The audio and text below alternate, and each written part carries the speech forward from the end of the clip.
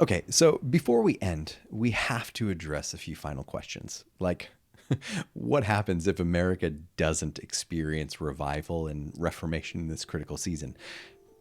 Do we as the church just retreat to a bunker and tell future generations to seize the next unipolar moment?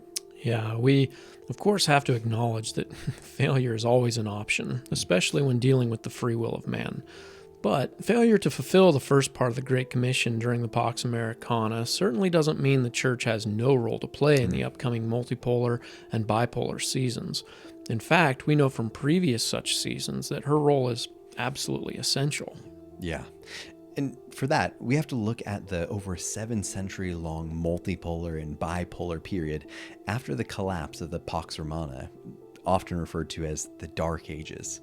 Here we must turn not to the Roman Catholic Church as a guide, but to the lesser-known Celtic Church. In the 5th century, St. Patrick introduced the Celts to Christianity, and as a result, Ireland progressed from a pagan tribal culture to the first civilization built upon Christianity without sociopolitical ties to Rome.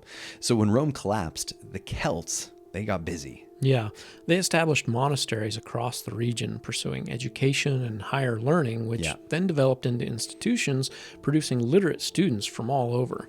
They were instrumental in preserving classical art, literature, and history, as well as translating, producing, and distributing Bibles throughout Europe during this period. They developed missional communities and actually re-evangelized the entire continent of Europe, not once, but twice. Wow.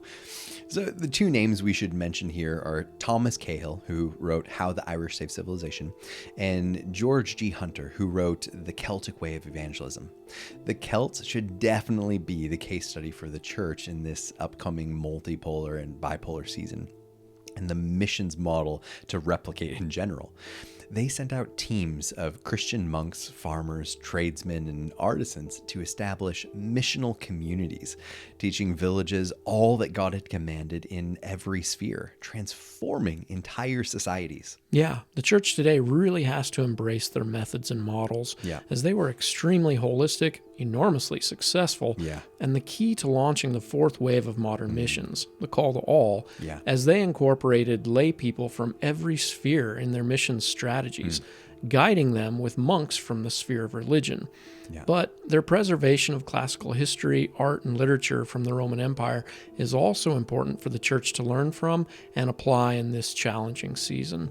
We have to establish and maintain institutions which both preserve and prescribe truth in the midst of darkness, lest it be lost or destroyed either in the current cultural chaos or the tumult of war. Wow, absolutely.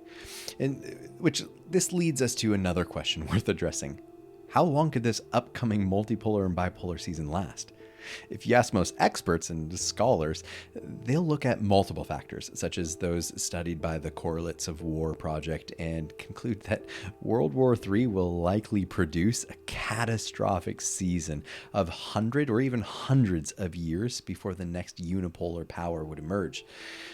But I know you have an alternative theory you like to throw in the mix. Yeah, well, the experts citing those data points and factors make some solid arguments, of course, so I don't deny that possibility. However, I would simply argue that we can't overlook Scripture and the historical trend, which both point to a very clear pattern here. The same passage we discussed earlier in Isaiah, which predicts no end to the increase of God's government on the earth, also predicts no end to the increase of his peace on the earth. Yeah, and historical research compiled by Steven Pinker in his book, The Better Angels of Our Nature, Why Violence Has Declined, definitely seems to confirm this biblical prediction. Using data by Max Roser, Pinker shows how the time spent in war between great powers has been in steady decline over the course of history.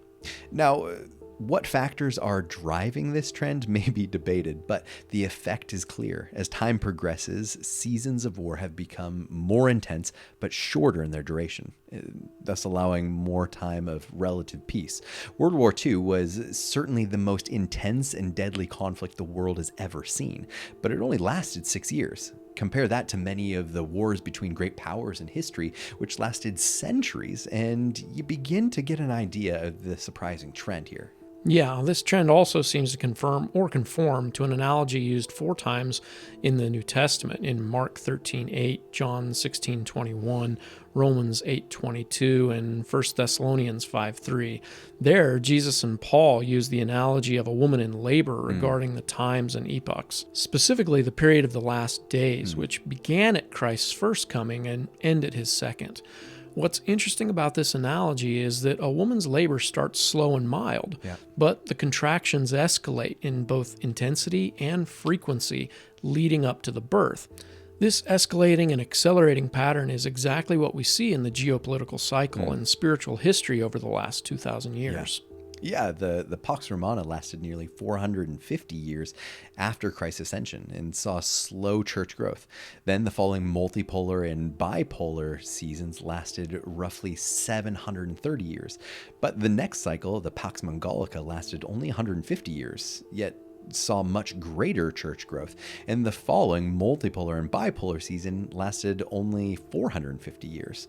And the next cycle was even shorter and more intense. The Pax Britannica lasted only about 100 years, but witnessed far greater church growth, with the subsequent multipolar and bipolar seasons only lasting roughly 75 years. And this cycle is on track to be even shorter and more intense, with the Pax Americana likely lasting less than 40 years, but has already produced more church growth than the rest of history combined.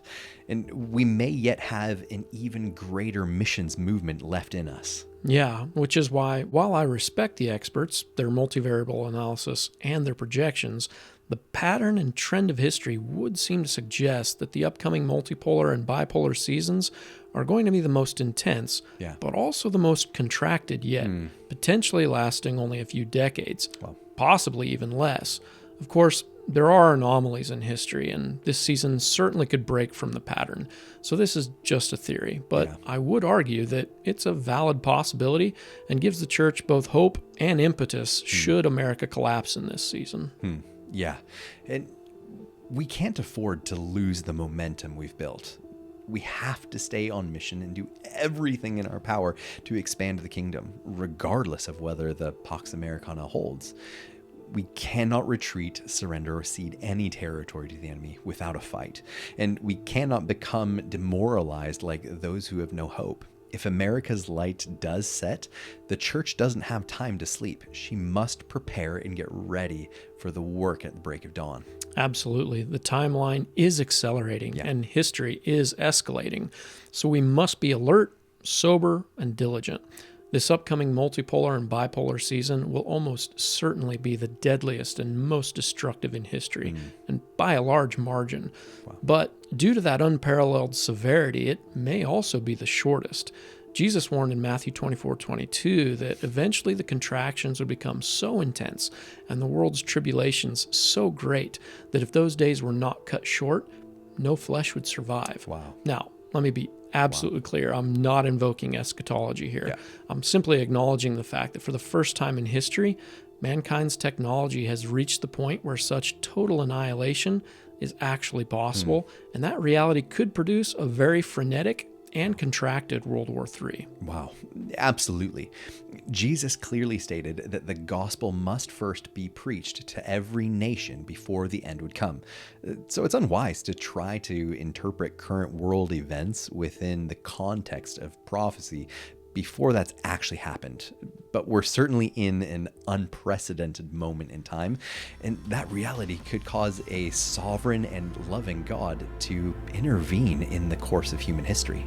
But if not, we still have a job to do. So let's get it done. And for our sakes, as well as the lost, sooner rather than later.